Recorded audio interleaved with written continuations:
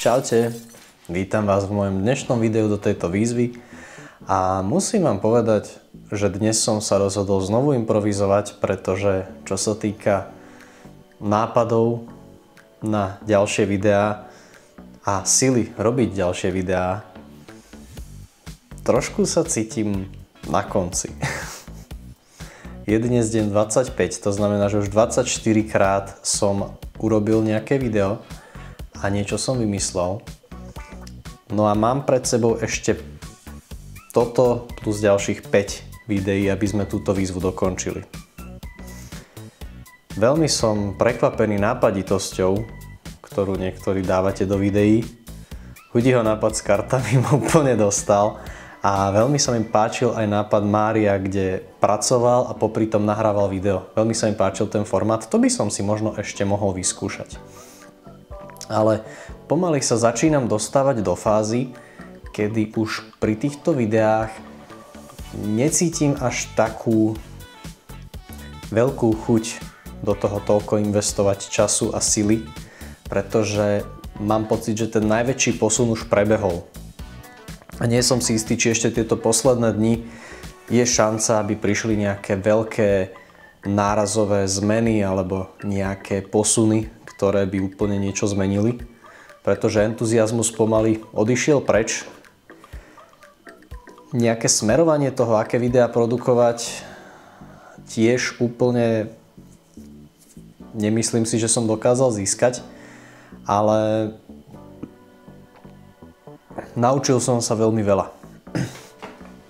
A preto teraz nahrávam takýto svoj videovlog, taký blog úplne jednoduchý na kameru a mám jediný test dnes a to je test toho, že mám pred sebou kameru veľmi ďaleko vpredu a je na mňa poriadne zazumovaná. A skúšam, zistujem, že či tento malý senzor na malej kamere dokáže urobiť nejaký blur, nejaké rozmazané pozadie za mnou. Aj keď skôr si myslím, že nie, ale tak za pokus to stojí. No, takže tak, pomaly sme vo finále a pomaly sa dostávame ku koncu. Možno by bol čas pomaly porozmýšľať nad tým, čo vlastne budem robiť. Aké videá budem produkovať po tejto výzve.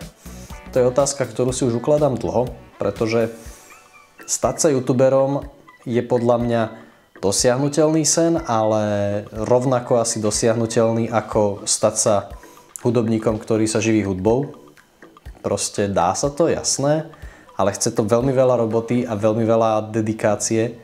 A ja si teraz zoberiem čajík, ktorý som si ešte nezalial. Chce to veľmi veľa síl a určite aj istú dávku šťastia. A keď viem, že na YouTube je to veľmi podobne ako v hudobnom priemysle, že môžete byť v horných 3% youtuberov, ktorí majú najlepšie sledovania na celom YouTube a vaše zárobky sú v podstate ešte iba tak nejak na úrovni nejakého priemerného platu. Takže tá vízia vystúpať si myslím je dosť prirovnateľná k tomu, ako keby som sa naďalej snažil stať slávnym hudobníkom a živiť sa hudbou.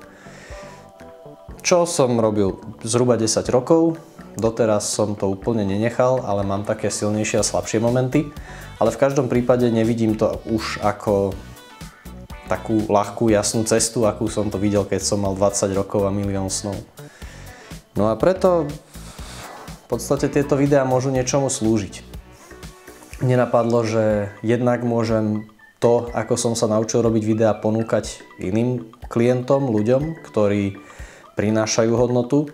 Není sú youtuberi, ale sú skôr nejakí školitelia alebo nejakí motivátori, nejakí speakery, ktorí majú témy, o ktorých vedia rozprávať a nemusia mať na YouTube alebo pri TikTok v podstate médiách neviem akú obrovskú fanbase. Ale zároveň je pre nich dôležité, aby vystupovali na nejakej úrovni a aby tie videá, ktoré produkujú, boli zaujímavé. Môžu ich používať ako prezentačný materiál. No a z druhej strany si myslím, že aj ja už trošku sa začínam cítiť, je to myšlienka, do ktorej sa už nejaký čas dostávam alebo s ktorou koketujem, že by som aj ja niečo rozprával a niečo dával, nejaké moje skúsenosti. Predsa len už žijem na tomto svete nejakých 32 rokov, čo není ešte nejako veľmi veľa, ale už som stihol za tých 32 rokov niečo prečítať, niečo zažiť, niečo sa naučiť a môžem vyskúšať naspäť niečo z toho odovzdávať. Videli ste počas výzvy, že som rozprával o rôznych veciach, čo sa týka rečnenia. Ja som si teraz doma dokonca spravil rešerš a zo všetkých speakerských kurzov, na ktorých som bol, som našiel kopec zaujímavého materiálu. Ale tiež by mohlo byť zaujímavé rozprávať trošku o takom well-beingu alebo takej psychickej pohode, keďže to je pre mňa vec, ktorú dlho v živote spracovávam a niekedy sú u mňa tie misky váh také riadne rozkmitané a možno by mohlo byť zaujímavé preskúmať, že čo viem ponúknuť v tejto sfére. Či viem povedať nejaké zaujímavé videá alebo teda narozprávať nejaký zaujímavý text a môže ten text niekomu pomôcť. Možno nie, možno si len proste myslím, že mám niečo viac povedať ako iní ľudia na tomto svete, ale myslím si, že za pokus to stojí.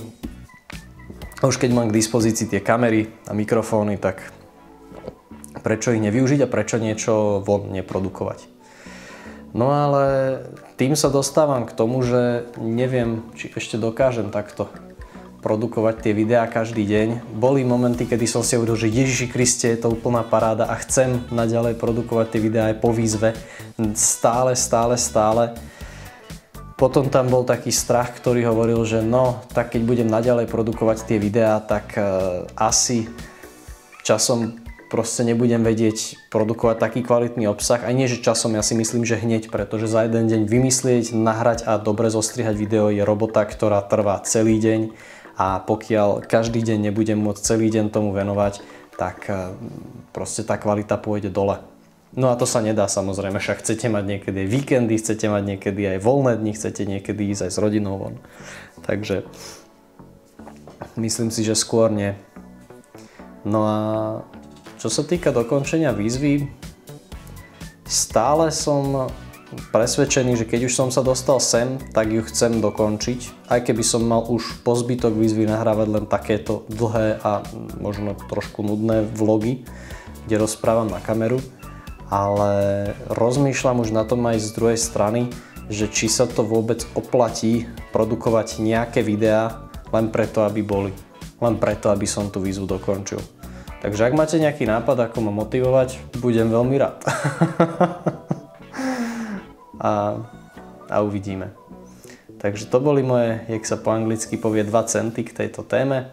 Som rád, že som s vami mohol rozprávať a tak hádam sa uvidíme zajtra. Majte sa pekne.